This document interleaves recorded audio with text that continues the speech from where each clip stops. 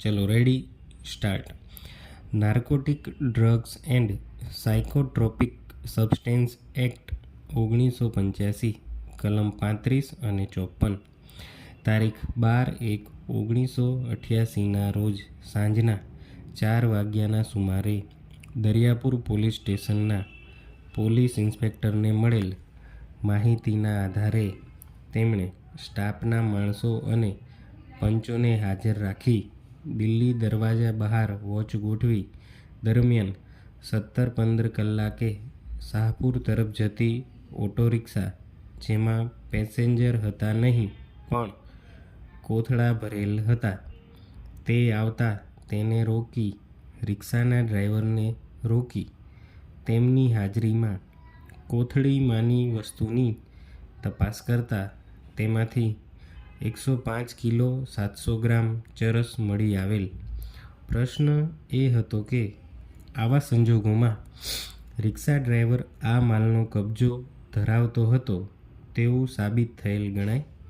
Trial કોર્ટે આ કારણસર તહોમતદારને છોડી મૂકેલા, જેથી હાલની અપીલ કરવામાં આવી, જેમાં સભાન કબજો કોને કહેવાય અને કલમ 35 અને 54 હેઠળ પ્રિઝમ્પશન થઈ શકે કે કેમ તે હકીકત વિચારવામાં આવી. કલમ 35 આ પ્રમાણે છે: આરોપીના ગુનાહિત માનસની જરૂર હોય તેવા આ એક્ટ હેઠળના ગુનાની કોઈ પણ ફરિયાદમાં કોર્ટ આવું માનસ હોવાનું માની લેશે, પણ આરોપી હકીકતો પુરવાર કરવા પોતે બચાવ કરી શકશે તે ફરિયાદમાં ગુનાના તહોમતવાળા કોઈ કૃત્યના સંબંધમાં આવું કોઈ માનસ ન હતું. આ કલમમાં ગુનાહિત માનસમાં હકીકતનો ઈરાદો, ઉદ્દેશ્ય, જાણકારી અને તેની માન્યતા અથવા માનવાને કારણનો સમાવેશ થાય છે. આ કલમનો હેતુ માટે જ્યારે કોર્ટ વ્યાજબી શંકાથી પર રીતે માન્યતા અસ્તિત્વ ધરાવે છે ત્યારે જ હકીકત સાબિત થયાનું ગણાય, નહીં કે તેનું અસ્તિત્વ શક્યતાના પ્રાધાન્યથી સાબિત કર્યું હોય ત્યારે.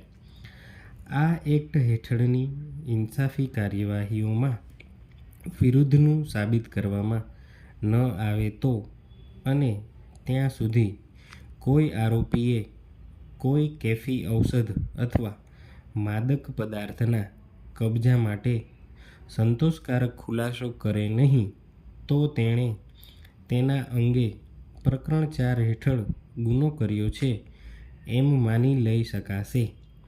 હાલના કેસમાં પોતાના વિશેષ જવાબમાં તહોમતદારે કબૂલ કરેલું કે મુદ્દામાલ કોથળા તેઓની રિક્ષામાંથી મળેલા અને રિક્ષામાં કોઈ પેસેન્જર હતું નહીં.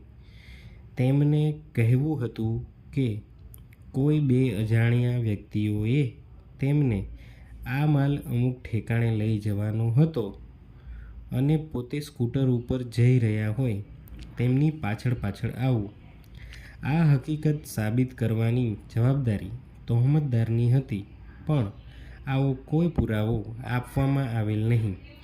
આ માલ લઈ જવાની જવાબદારી તહોમતદારે લીધી તે હકીકત જ મેન્સેરિયા સાબિત કરે. સ્ટોપ.